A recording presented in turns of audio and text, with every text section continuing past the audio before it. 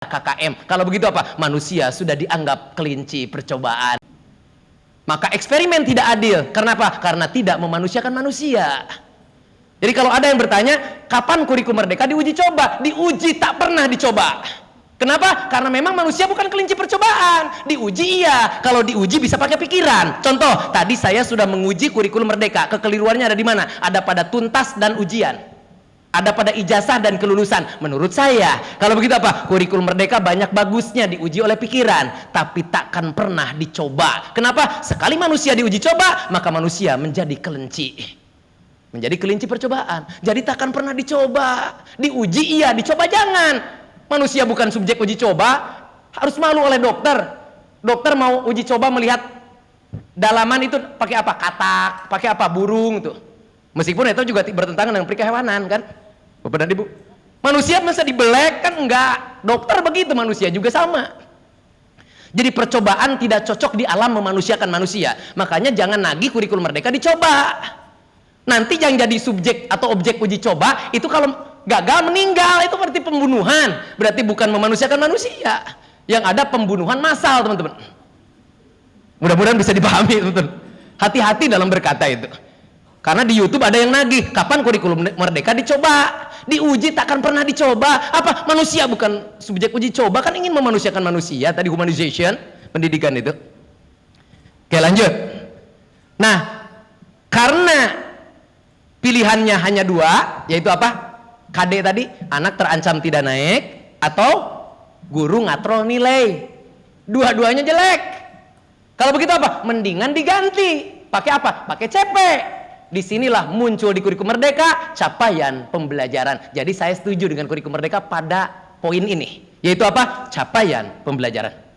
Kalau capaian pembelajaran artinya apa? Di Kepen 56 atau di Kepen 262. CP, kemampuan minimal yang harus dikuasai oleh siswa pada setiap akhir fasenya. Beda. Kalau KD pada setiap jenjang kelas. Kalau CP pada setiap akhir fase. Coba saya tanya, fase D kelas berapa? Fase D kelas berapa? Kelas 7, 8, 9. Inilah yang salah besar konsepnya. Akibatnya jadi gagal. Kurikulum merdeka dan rapinya salah konsep. Fase A kelas berapa? Kelas 1, 2. Salah. Fase B kelas berapa? Kelas 3, 4. Salah. Fase C kelas berapa? Kelas 5, 6. Salah. Fase D kelas berapa? Kelas 7, 8, 9. Salah. Kalau fase D kelas 7, 8, 9 berarti sama dengan KD. Apa? Anak dipaksa selesai dalam waktu 3 tahun yang ditetapkan oleh Pak Menteri.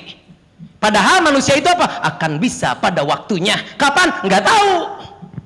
Manusia kelak dia akan bisa. Wa khuliqal insanu min ajalin saurikum ayati fala tastajilun. Kelak akan kubuktikan tepat pada waktunya. Kapan? Nggak tahu. Jadi sekali lagi, anak kelak akan bisa. Kapan? Nggak tahu. Anak kelak akan bisa oleh siapa? Nggak tahu. Kenapa kita nggak tahu? Ditutup oleh Tuhan. Kenapa? Bukan urusan kita. Kalau itu urusan kita akan dibukakan. Tapi karena itu bukan urusan kita, Allah menutupnya supaya kita selamat. Jadi Allah menutup kita untuk kita tahu kapan anak bisa. Kenapa? Bukan urusan kita. Tapi banyak guru yang masuk ke urusan Allah dan dia takkan pernah bisa. Akibatnya muncullah kesetresan karena tidak bisa.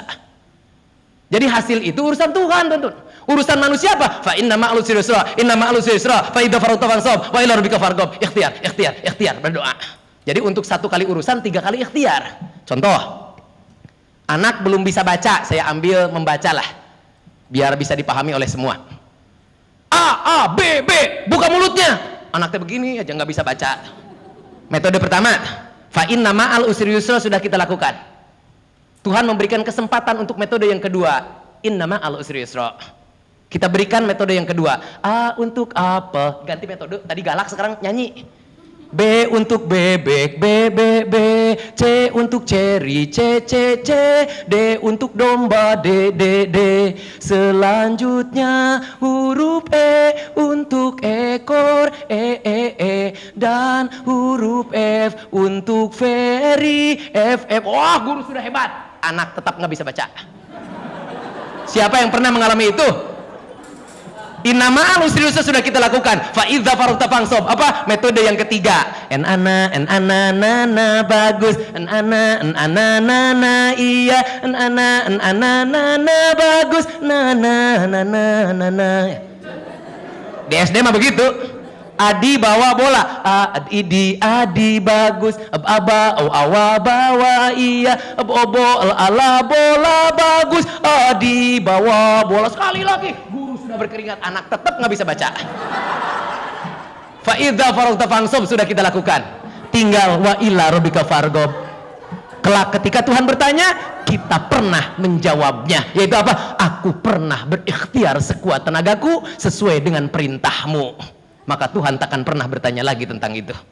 Tinggal apa? Tinggal wa ila rabbika farghab. Ya Allah, semua perjuangan sudah saya lakukan untuk anak ini bisa baca dengan berbagai metode yang variatif dan kontemporer, tapi tetap anak ini tidak bisa baca. Bukan salah dia ya Allah, salah diriku yang kurang ilmunya tentang dirinya, karena memang dirinya bukan diriku dan diriku bukan dirinya.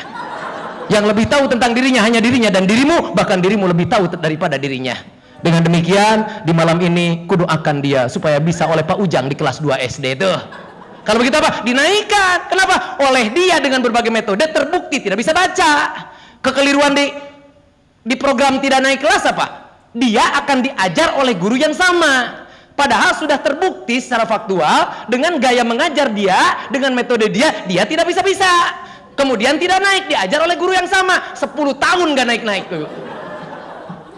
Jadi kalau begitu apa? Daripada tidak naik, mending dinaikkan. Apa? Dia akan diajari oleh guru yang berbeda, dengan gaya mengajar yang berbeda, dengan metode yang lain yang berbeda. Dan kita tidak tahu dia akan bisa oleh siapa, dan dia akan bisa kapan. Manusia. Apa itu? Kelak dia akan bisa pada waktunya. Kapan? Nggak tahu. Makanya di kurikulum Merdeka jadi begini. Ikhtiar, ikhtiar, ikhtiar, doakan, taekan saja. Ikhtiar, ikhtiar, ikhtiar, doakan, taekan saja. Di kurikulum 2013 begini, ikhtiar, ikhtiar, ikhtiar, belum mencapai tidak naik kelas, tapi sayang katrol nilai itu. Jadi mengapa KD diganti dengan CP? Karena KD perlakuannya jadi dua, tidak naik kelas atau tidak jujur gurunya, karena mengkatrol nilai. Akibatnya diganti dengan CP. Apa itu CP? Kelak anak akan bisa pada waktunya. Hari CP artinya apa? Kemampuan minimal yang harus dikuasai oleh siswa pada setiap akhir fase. Fase A kelas berapa? Umumnya kelas 1-2. Jangan dihilangkan kata depannya. Kalau fase A itu kelas 1-2, maka seperti KD harus bisa 2 tahun, ditetapkan oleh Pak Menteri. Yang benar apa? Fase A itu umumnya kelas 1-2. Fase D umumnya kelas 7, 8, dan 9. Umumnya anak bisa baca di kelas 2. Umumnya. Tapi ada satu anak yang keluar dari umum. Dia bisa bacanya di SMP. Kalau begitu apa? Usia dia SMP, kemampuan seperti fase A gitu dah. Bisa dipahami nggak? Bisa dipahami? Jadi kalau begitu, benar di kurikulum Merdeka dengan konsep fase dan kelas, karena fase bunyinya umumnya, maka CP itu tak berbatas waktu karena fase itu umumnya. Dengan demikian manusia menjadi dibagi dua, man kemampuan, usia waktu. Yang salah apa? Di kurikulum 2013 kemampuan dan waktu disatukan jadi kelas. Akibatnya apa? Anak kelas 8 harus bisa kemampuan kelas 8 harus beres di kelas 8. Inilah yang menjadikan ada anak tidak naik. Bisa dipahami nggak? Nah sementara di kurikulum Merdeka sudah dipisah. Kemampuan man urusan fase, usia waktu urusan kelas. Jadi kalau di kurikulum Merdeka berbicara CP, TP, ATP, kompetensi, berarti apa man? Berarti berbicara apa? Fase. Tapi kalau berbicara JP, alokasi waktu, program tahunan, program semester, berbicara apa? Berbicara kelas. Kenapa? Karena berbicara waktu gitu dah. Bisa dipahami nggak Bapak Ibu? Sekali lagi, bisa nggak ngerti ini penting. Manusia dibagi dua. Man kemampuan, urusan apa tadi? Fase. Ari CP apa? Kemampuan, pasti fase. Ari TP apa? Tujuan pembelajaran, kemampuan, pasti fase. Hari ATP apa? Alur tujuan pembelajaran, berarti kompetensi, berarti fase. Kalau usia apa? Waktu, berarti kelas. JP, berarti kelas. Program tahunan ada tahun, berarti kelas. Promes, berarti kelas. Jadi nggak ada ATP kelas 7, nggak ada. Yang bener ATP fase D. Kenapa? Karena ATP mah berbicara fase. Tapi kalau Prota berbicara kelas. Prota kelas 7, itu betul. Promes kelas 8, itu benar. Bisa dipahami nggak? Tapi kalau Prota fase D salah. Yang benar ATP fase D, Protanya kelas 7. Bisa dipahami nggak? Ini konsep yang benar teman-teman. Jadi berbicara waktu, berbicara kelas. Berbicara kemampuan, berbicara fase. Karena di kurikulum Merdeka sudah dipisah. Coba hari waktu tadi apa? Kelas. Usia, usia berarti usia itu kelas ya. Coba ada nggak anak yang usianya turun? Kemarin anak saya 15 tahun, alhamdulillah sekarang udah 2 tahun kembali, ada nggak? Tidak ada. Kalau gitu apa? Usia itu nambahnya otomatis. Siapa yang membungkus usia? Kelas. Kalau begitu apa? Kelasnya akan bertambah otomatis pula. Makanya apa? Seharusnya naik kelas itu otomatis sesuai dengan kenaikan usia. Makanya di Kurikulum Merdeka tidak akan ditemukan anak kelas 7 usianya udah 100 tahun kalau panjang umur. Nah, dan naik terus. Tidak ada kaitannya dengan kemampuan, kan kemampuan mah fase. Usia itu apa? Usia itu kelas. Karena usia bertambah otomatis, maka kelas bertambah otomatis. Kalau begitu apa? Betul, automatically promotion. Naik kelas itu otomatis.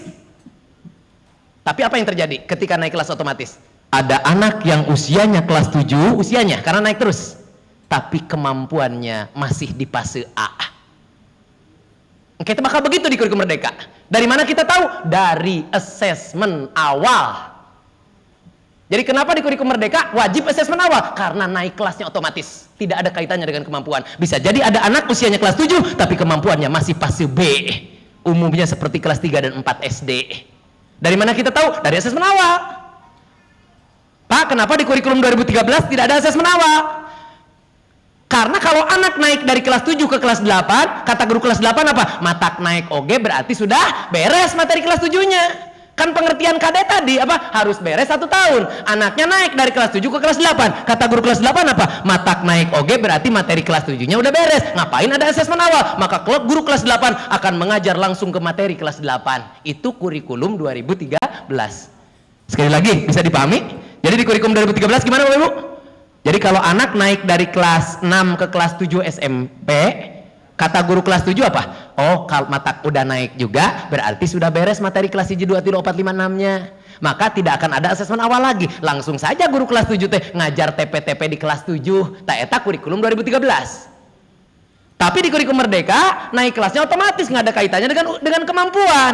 Akibatnya apa? Bisa jadi usianya kelas 7, kemampuannya masih fase A. Dapat dari mana? Dari asesmen awal tuh. Makanya di Kurikulum Merdeka wajib asesmen awal, teman-teman. Dari asesmen awal akan ketahuan anak usianya kelas 7 tapi kemampuannya masih fase A. Siapa? Satu anak ini, punten Pak. Anak yang lain sudah fase D. Berarti di kelas ada 2 fase. Fase A 1 orang, fase D 29 orang. Apa yang dilakukan oleh guru? Teaching at the right level, ngajar sesuai dengan tahap perkembangan dia. Anak yang masih fase D diajari anak yang masih fase B tadi diajari fase B. Anak yang sudah fase D diajari fase D. Akibatnya apa? Guru akan ngajar akan begini. Inilah yang diinginkan. Apa? Siki ciprit. Naon? Tedek cicing ka ditu ka dieu, ka fase A. Ka dieu ka fase B, ka fase C. Datang deui ka fase D tuh. Pak tuh capek, iya, ganti strategi. Apa? Anak yang masih fase A diajarinya pagi hari. Kalau masuk jam 7, anak fase A ini dipanggil jam 6 untuk diajari membaca dulu fase A. Oke, jam 7 diajari fase D semuanya. Nanti pulang sekolah dipanggil lagi diajari fase A.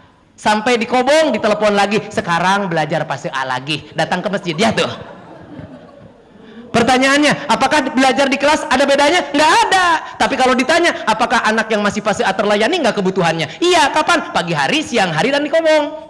Anak yang fase D terajari kapan? Di dalam kelas. Kalau begitu apa? Setiap kebutuhan anak terlayani inilah pembelajaran terdiferensiasi meskipun tidak berdiferensiasi. Bisa dipahami nggak Bapak Ibu? Jadi di kelas tidak ada bedanya, tetapi anak tetap terlayani kebutuhannya. Inilah yang disebut terdiferensiasi di kelas teh. Sanggup datang pagi hari? Tidak bisa kan? Kalau begitu apa? Betul kata Allah apa? Fala tastajilun. Jangan cepat-cepat ngajarnya. Jadi kalau mau mengajar fase D karena ada anak yang masih fase A, ajari dulu semuanya fase A. Anak yang sudah fase D jadi tutor sebaya gitu, pelan-pelan. Nanti setelah diajari ini oleh fase D, mau bisa mau enggak silakan, yang penting pernah terlayani, nanti barulah belajar bersama-sama fase D termasuk anak ini. Itu juga boleh. Asalkan setiap anak terlayani kebutuhannya. Bisa dipahami teman-teman? Jadi kalau begitu apa? Dari konsep naik kelas otomatis ini tidak ada kaitannya dengan kemampuan, muncul asesmen awal, dari asesmen awal muncul teaching at the right level, dari sana muncullah pembelajaran terdiferensiasi. Jadi 3 konsep ini takkan pernah bisa terputus. Apa? Teaching at the right level, pembelajaran terdiferensiasi, asesmen awal. Dampak dari apa? Dampak dari kemampuan dan usia dipisah oleh fase dan kelas. Dan naik kelas menjadi otomatis, maka kita wajib asesmen awal untuk kita melihat ada anak yang usianya kelas 7 tapi kemampuannya masih ada di fase yang sebelumnya. Mudah-mudahan bisa dipahami. Konsepnya jadi begitu. Nah, ada yang bertanya, Pak, kalau begitu, kalau naik kelas itu otomatis nanti anaknya lalai. Sama dengan anak kemarin, ada yang tinggal kelas, apa? Kekeliruannya menjadi terpaksa tuh, sama. Orang Indonesia teh gitu, Bapak Ibu. Ada tinggal kelas jadi terpaksa sieun teu naik. Naik kelas otomatis jadi lalai, dah belajar teh jadi gitu tuh. Kalau begitu apa? Kesalahannya bukan pada tinggal atau naik kelas, kesalahannya pada mindsetnya. Mindset orang Indonesia apa? Kalau ada anak tinggal kelas, dia jadi terpaksa tinggal kelas. Ketakutan tinggal kelas. Kalau naik kelas otomatis jadi gimana? Jadi lalai itu. Jadi kalau begitu apa? Mindsetnya harus diubah. Belajar itu bukan untuk naik kelas atau tidak, belajar itu untuk hidup. Bukan naik kelas atau tidak. Nah, kemarin saya pernah berkata begini, CP itu artinya apa tadi? Kelak anak akan bisa pada waktunya. Kata orang Indonesia apa? Ah, biarin saja atuh Pak, nanti juga akan bisa pada waktunya. Itu mindset orang Indonesia. Betul, saya menyampaikan ini ke semua guru. Ada guru yang mengacungkan tangan, Pak, kalau begitu biarkan saja tuh Pak, anak itu kan nanti juga akan bisa pada waktunya tuh. Jadi berujung kepasrahan orang Indonesia itu. Beda dengan orang Jepang. Kalau ada kata-kata kelak anak akan bisa pada waktunya, orang Jepang memandangnya apa? Berarti urusan kita bukan pada hasil, urusan kita pada ikhtiar yang maksimal.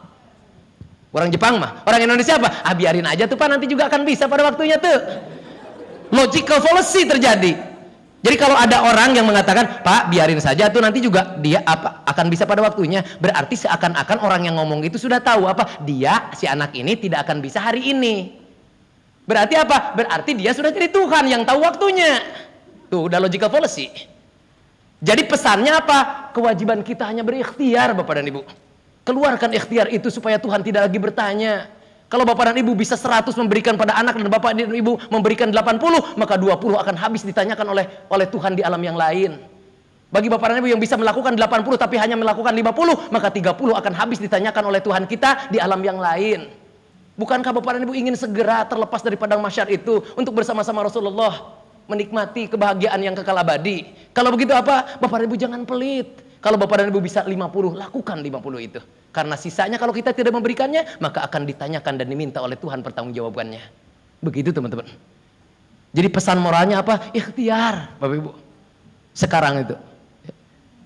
Karena guru akan selalu diuji oleh siswanya. Karena ujiannya dari siswa, maka surga akan banyak syariatnya diberikan oleh Tuhan. Tuhan itu melalui siapa? Melalui siswa tadi. Si guru teh. Guru yang datang ke sekolah terlambat, begitu juga surga akan lambat pada kita. Guru yang datang ke sekolah materialistis, maka Tuhan pun akan begitu nanti pada kita. Guru yang datang ke sekolahnya begini, maka surga pun akan terburu-buru untuk datang pada dia. Surga guru, banyaknya beasiswa itu. Jadi jangan disia-siakan, meskipun hanya ada satu anak ini bisa membuat kita memilih salah jalan. Harusnya jalan kanan, kita memilih jalan kiri. Di persimpangan jalan, dan di persimpangan itulah manusia akan diuji. Kapan? Seiring menghirup dan menghembuskan napas. Hirup berarti hidup, hembuskan napas berarti paeh, maut. Kan ada menghembuskan napas terakhir berarti maut. Berarti manusia itu sudah diingatkan mati dan hidupnya apa? Hirup, maut, hirup, maut. Di sanalah surga dan neraka bersimpangan. Surgawi, nerakawi, surgawi, nerakawi. Disinilah terjadi persimpangan. Di persimpangan itulah manusia diuji dengan pilihan dua opsi. Kalau Bapak dan Ibu memberikan soal ke siswa, pilihannya berapa? A, B, C, D, E kan? Atau A, B, C, D? Bapak dan Ibu dalam ujian oleh Tuhan hanya dikasih pilihan dua opsi saja. Kiri, kanan, fujuroha, watakwaha. Di mana? Di setiap persimpangan itulah ujiannya. Ujian untuk guru siapa? Siswa. Di persimpangan ini ada siswa yang nakal. Apakah guru sabar? Berarti jalan kanan. Apakah guru penuh amarah? Berarti jalan kiri. Bagi guru yang sabar melayaninya, kemudian menumbuhkan akhlak dia dan karakter dia yang baik, maka guru akan menempuh jalan kanan. Tapi jangan sombong. Esok hari ada persimpangan lagi. Kalau masih ada hirup dan hembus napas. Di persimpangan itu akan ada ujian yang berbeda. Jangan sombong, bisi salah jalan. Karena kalau sombong akan dibiarkan oleh Tuhan. Ada kamu mau udah sombong, biarkan saja. Ketika manusia dibiarkan oleh Tuhan yang punya jalan tadi, maka manusia akan adhdallin, akan tersesat. Kadon milih jalan sebelah sini dah. Karena kita dimarahi oleh Tuhan karena kita sombong, tidak lagi bertanya, menutup telinga. Nah, jadi di persimpangan berikutnya akan ada ujian kedua. Ujiannya apa? Ada siswa yang terlambat datang ke sekolah. Dimarahi dan diusir ataukah dipeluk untuk dia diperbaiki akhlaknya lebih baik? Bapak dan Ibu malah memeluknya untuk supaya akhlaknya lebih baik. Berarti Bapak dan Ibu jalan kanan lagi. Jadi dalam hidup itu kan begini, kanan, kanan, kanan, kanan. Terus alhamdulillah. Tapi jangan sombong, apa? Masih ada persimpangan yang terakhir. Kapan? Nggak tahu kapan. Nggak tahu yang muda dulu, nggak tahu yang tua dulu. Apa? Di persimpangan terakhir, inilah bobot dosa dan pahala sangat besar antara su'ul dan husnul khotimah. Di persimpangan yang terakhir. Jadi tidak ada alasan bagi teman-teman, Pak, saya mah mau pensiun sekarang ini sebentar lagi. Justru mau pensiun sebentar lagi ada persimpangan yang terakhir secara syariat. Jadi secara syariat apa? Sebentar lagi persimpangan terakhir, harus bertobat, Bapak Ibu. Dan selama jadi guru, maka pintu tobat itu pihak tadi ujiannya dari siswa lagi, Bapak Ibu. Saya khawatir Bapak dan Ibu jalan kanan terus, tapi di akhir di persimpangan terakhir dengan ujian yang terakhir, di mana bobotnya sangat besar, Bapak dan Ibu salah memilih jalan dan Ibu memilih jalan kiri. Jalan kiri adalah puncak-puncak derita yang abadi. Jalan kiri. Jadi hati-hati di persimpangan yang terakhir, Bapak Ibu. Kenapa bobot pahala dan dosanya besar? Karena rahasia. Sesuatu yang dirahasiakan, yang diinginkan adalah keikhlasan. Kalau begitu apa? Betul, bobotnya akan sangat besar di persimpangan kita yang terakhir. Kapan? Nggak tahu kapan. Kalau begitu apa? Persiapkan dari sekarang, karena kita tidak tahu waktunya kapan. Husnul khotimah kita bukan husnul khotimah besok. Husnul khotimah kita adalah husnul khotimah kita hari ini. Kenapa? Esok hari belum tentu milik kita. Esok hari deh. Jadi segerakanlah teman-teman untuk berbuat baik pada siswa, memberikan layanan yang terbaik, penuh amanah, bukan penuh amarah. Anak dimarahi terus, kasihan, kalian bisa-bisa Bapak Ibu, kadang stres Ibu. Bisa otaknya, mentalnya hancur Bapak Ibu. Senyum aja, nggak apa-apa, kan multi perspektif. 1 tambah 1 berapa? 5, alhamdulillah. Mau menjawab, kemarin mah diam saja. Dia tidak menjawab, alhamdulillah. Mau ke sekolah, kemarin mah nggak mau. Dia tidak sekolah, alhamdulillah masih di rumah sehat, yang lain mah di rumah sakit. Di rumah sakit alhamdulillah belum mati, masih bisa bertobat, yang lain mau udah mati tuh. Ketika pandangan kita positif, maka kita akan sehat. Guru yang sehat akan menyehatkan anak-anaknya. Guru yang sakit akan menyakitkan. Jadi gurunya harus sehat, harus optimis Bapak Ibu. Pada anak-anak tadi akan bisa, kapan nggak tahu. Kalau begitu apa? Ikhtiar saja kan Tuhan. Kalau kita ingin diangkat namanya, derajatnya, ingin diangkat beban di pundak kita, ingin dilapangkan dadanya apa? Ikhtiar, ikhtiar, ikhtiar, dan berdoa, kan gitu kuncinya teh. Bukan hasilnya. Mudah-mudahan Bapak dan Ibu hari ini sudah menangkap konsep besar kurikulum merdeka. Tentang apa? Tentang manusia. Dari sinilah pendidikan akan memanusiakan manusia. Kembali pada tujuan pendidikan yang sebenarnya yang disampaikan oleh Bapak Kepala Sekolah tadi. Ya, Bapak Ketua Pengasuh tadi. Tentang apa? Tentang tujuan umumnya mah tidak berubah. Betul. Memanusiakan manusia. Yang berubah apa? Implementasinya banyak yang tersesat. Tujuannya udah betul ke sana, tapi jalannya ke sini atau nggak bakalan sampai. Nah, kurikulum merdeka ingin begini. Yuk kembali ke jalan. Sekarang ke sini lagi. Supaya apa? Supaya tercapai tujuannya. Kemarin Anda semua sudah salah jalan. Jalannya ke sana, tujuannya ke sana, jalannya ke sana, nggak bakalan nyampe kata kurikulum merdeka. Kata kurikulum merdeka apa? Yo balik lagi. Tapi tetap kurikulum merdeka juga apa tadi? Bukan the truth, hanya belief of the truth. Kalau begitu apa? Masih ada yang melenceng. Apa itu? Ujian, ketuntasan. Nah, saya sedang mengkritik. Supaya apa? Supaya balik lagi ke sini. Saya juga tentu apa? Belief of the truth, bukan the truth terus begitu. Perjalanan yang panjang tanpa tepi untuk mencapai kebenaran. Karena memang manusia tak akan pernah benar selama benar sejati hanya milik Tuhan. Karena kalau manusia sudah sampai pada benar sejati, berubahlah manusia menjadi Tuhan. Jadi makhluk menjadi kholik. Manusia adalah apa? Perjalanan panjang tak bertepi untuk mencapai kebenaran sejati dan takkan pernah sampai. Mudah-mudahan bisa dipahami. Maka di kurikulum merdeka ada William Glaser tentang multi perspektif, bisa dibaca. Teorinya apa? Premisnya? Manusia diberikan kekuatan tak terbatas untuk mengontrol dirinya. Tapi manusia diberikan kekuatan sangat terbatas untuk mengontrol orang lain. Pesannya apa? Daripada kita kepoin orang, mendingan kita memperbaiki diri. Karena kita diberikan kekuatan tak terbatas untuk mengontrol diri kita. Tapi kita diberikan kekuatan sangat terbatas untuk mengontrol diri orang lain. Mudah-mudahan dipahami teman-teman. Ya, oke. Baru filosofi, saya belum membedah modul ajarnya harus gimana, prinsip-prinsip pembelajaran harus gimana, asesmennya harus gimana, rapotnya bagaimana, RPP dengan modul ajar bedanya di mana, kenapa harus ada project based learning, kenapa harus ada P5, proyek penguatan profil pelajar Pancasila, apa bedanya dengan PJBL. Kemarin ada salah, P5 dianggap PJBL, akibatnya jadi model pembelajaran. Kalau model pembelajaran akan dikaitkan dengan materi, kalau dikaitkan dengan materi dikaitkan dengan mapel, kalau dikaitkan dengan materi dan mapel, bendanya, produknya yang dilihat, bendanya. Kalau benda memunculkan sesuatu berarti X, kalau begitu apa? Expo, tak PJBL. Sekali lagi, kalau PJBL model pembelajaran akan dikaitkan dengan mata pelajaran. Kalau dikaitkan dengan mata pelajaran akan dikaitkan dengan materi, maka produknya pasti materialistis. Kalau produknya materialistis, maka dia untuk dilihat. Kalau dilihat berarti X, kalau X berarti Po. Kalau begitu apa? PJBL mah Expo. Kalau P5, P3. P3 itu profil pelajar Pancasila. Profil pelajar Pancasila itu apa? Karakter. Karakter itu apa? Di dalam. Di dalam itu apa? In itu apa? Bukan X. Kalau begitu apa? P5 bukan Expo. Nah kemarin terjebak P5-nya ke alam-alam Expo, sekolah yang lain. Expo, gelar karya, karya kunjung, panggung, seremonial. Itu namanya PJBL, Project Based Learning sebagai model pembelajaran. P5 bukan model, P5 itu co-kurikuler. Berarti apa? Lebih besar daripada hanya model pembelajaran. Jadi kemarin ada salah pandang, tidak bisa membedakan PJBL dengan P5. Harapannya di sini mah nggak adalah expo-expoan.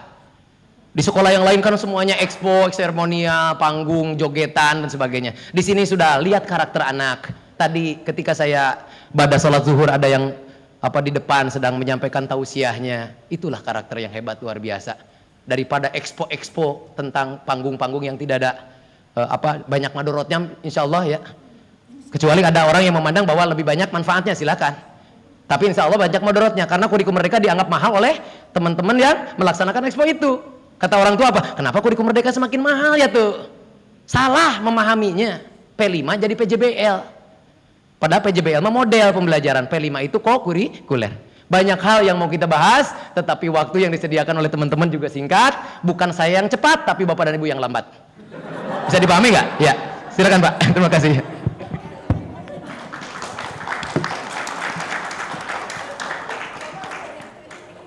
Ya, baik. Sekali lagi berikan aplaus kepada pemateri kita. Ya, luar biasa. Beliau dengan atraktif dan akrobat saya lihat memberikan materinya luar biasa.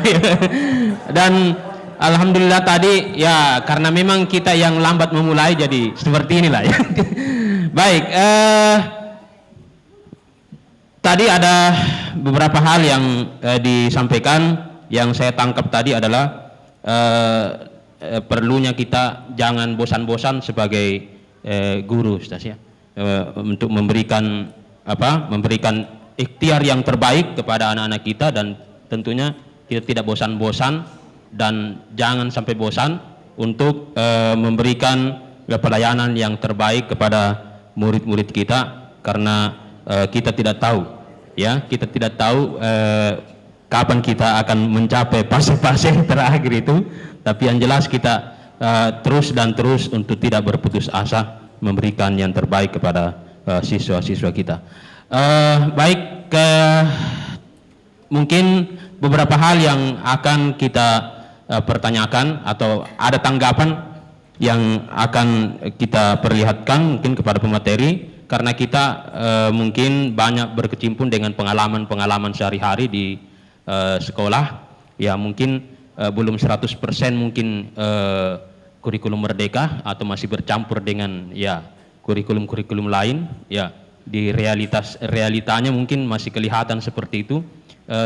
Mungkin ada beberapa hal mungkin yang dilihat dari kurikulum merdeka yang menjadi sisi misterius atau teka-teki yang masih ada dalam alam realitas pengalaman. Mungkin ada yang akan memberikan tanggapan tentang hal itu semua. Dipersilahkan, kami berikan waktu sampai jam 2.45 Ya, dipersilahkan Ustaz Joko dulu. Ya, dipersilahkan kepada Ustaz Joko, setelah itu baru Ustaz Deden. Ya, silakan.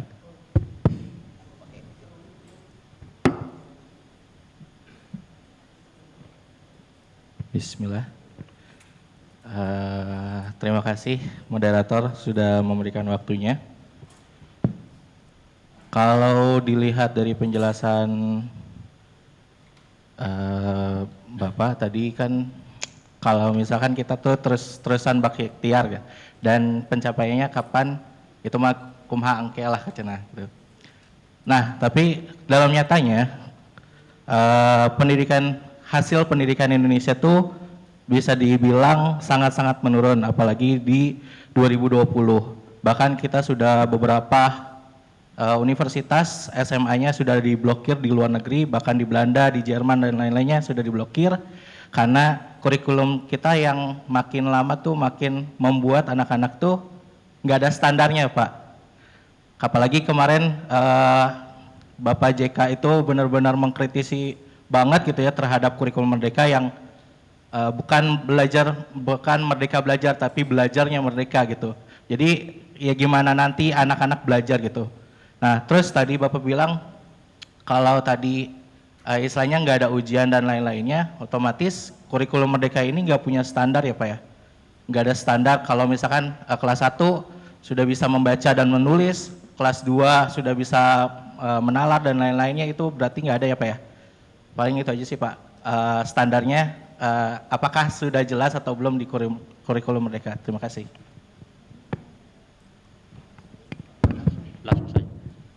Di kurikulum merdeka ada standar nasional pendidikan. SKL-nya ada di Permendikbudristek nomor 5 tahun 2022. Standar isinya ada di Permendikbudristek nomor 8 tahun 2024. Standar prosesnya ada di Permendikbudristek nomor 16 tahun 2022. Standar penilaiannya ada di Permendikbudristek nomor 21 tahun 2022. Kalau begitu apa? Ada standar. Tapi standar itu adalah cita-cita.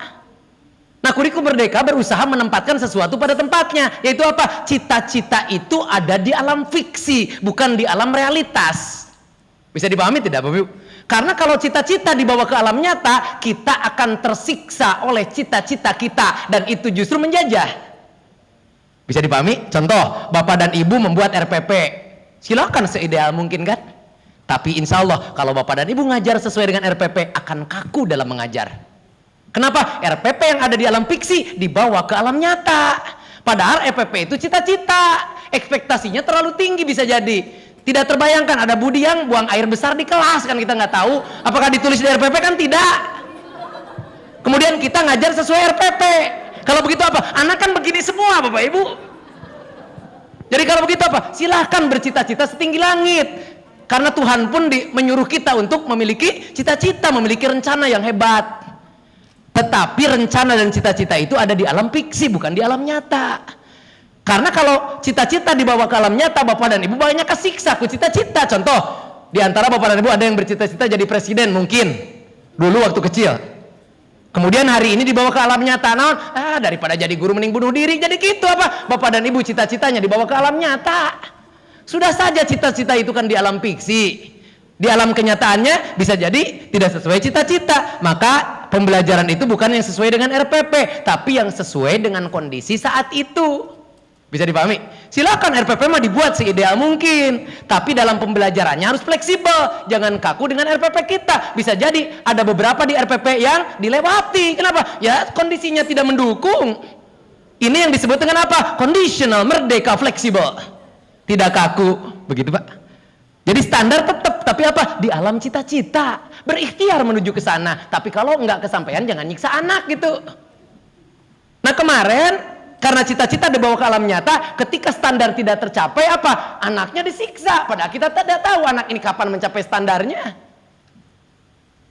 Bahkan dalam di kurikulum merdeka yang keliru kan bukan anak, kan anak masih proses belajar. Yang keliru kan yang menuntunnya. Kenapa yang dihukum menjadi anak untuk tidak naik? Bisa dipahami?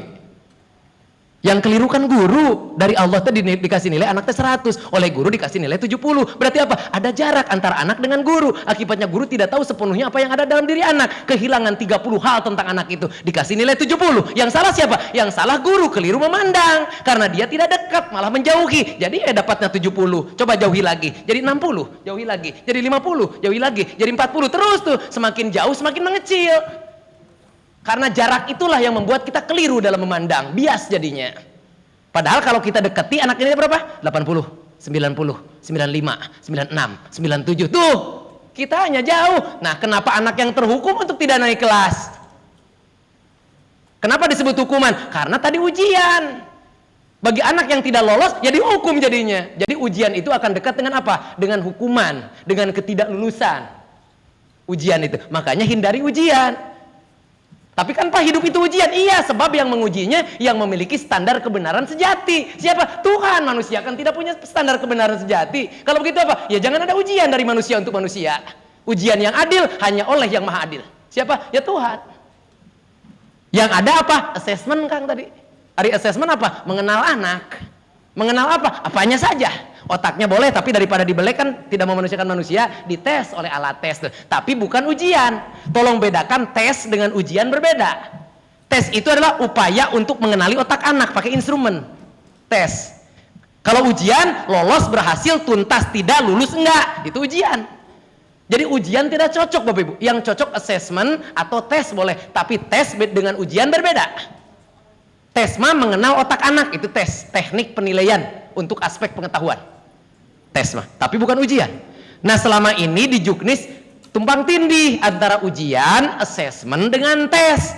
Mereka tidak paham bedanya assessment, tes dengan ujian, gitu saja. Menurut saya dari semantik bahasa Juknis, apa? Ada tumpang tindih kata ujian, tes dengan assessment, padahal berbeda semantiknya. Karena dianggap sama jadi tumpang tindih. Nah, inilah yang membuat orang yang paham menjadi nah begini gitu. Kalau yang tidak paham biasanya oke saja. Tapi yang paham itulah yang akan membuat kritik besar. Bisa begitu, Kang?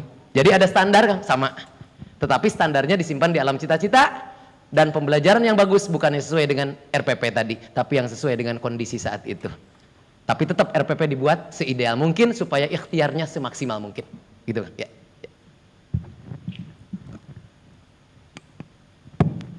Ya, silakan, Ustaz Deden.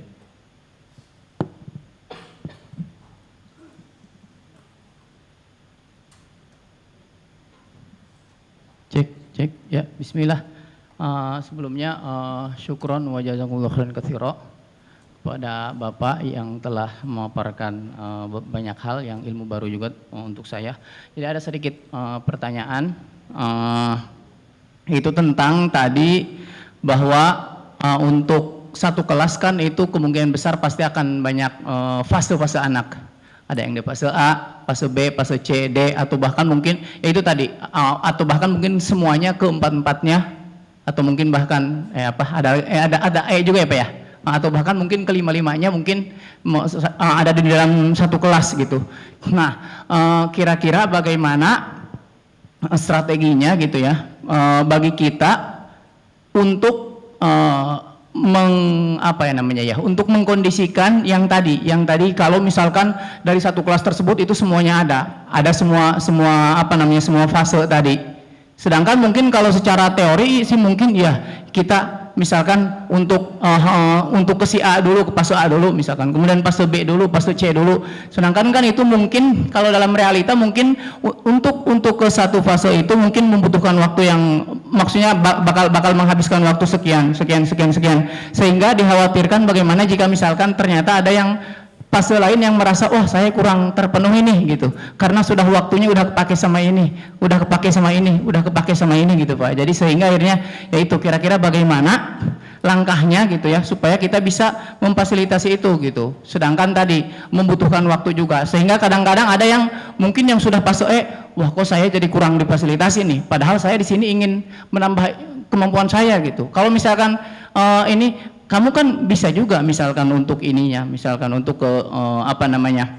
untuk membaca sendiri misalkan, atau untuk melihat sendiri gitu. Kadang-kadang tapi ada beberapa anak juga yang merasa saya itu ingin ini gitu, apa namanya, kalau misalkan belajar sendiri agak beda gitu rasanya, pengen ada bimbingan tambahan gitu Pak, misalkan seperti itu.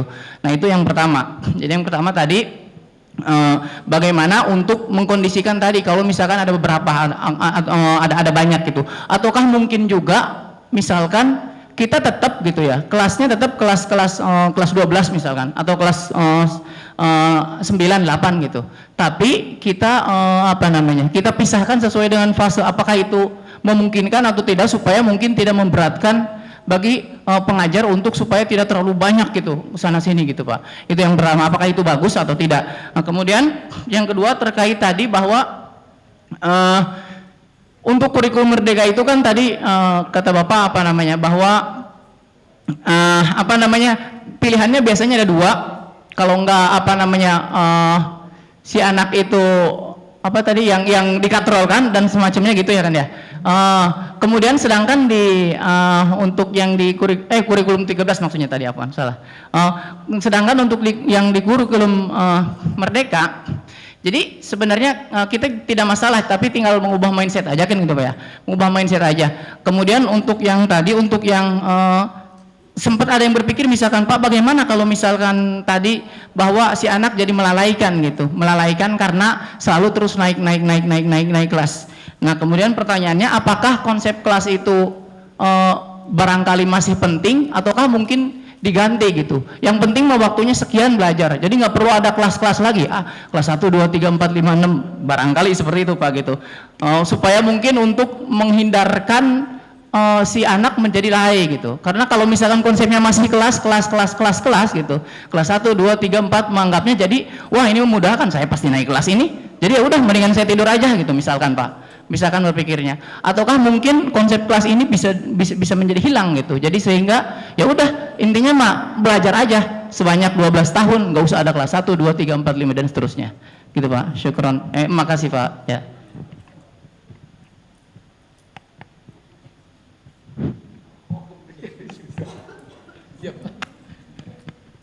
Iya, baik, sebelum dijawab pertanyaan Ustaz Deden tadi, ada informasi kabar gembira dari panitia. Sudah tersedia kopi break, dipersilahkan kepada kawan-kawan, kepada ikhwah ya, dan akhwat untuk menikmati kopi break yang sudah disediakan oleh panitia. Ya demikian. Baik, langsung kepada Bapak, langsung dijawab. Udah dipersilakan ya, tapi nggak apa-apa. Maksudnya nanti ya dikasih tahu saja ada kopi break itu. Udah ada, tapi nanti dulu didengar dulu.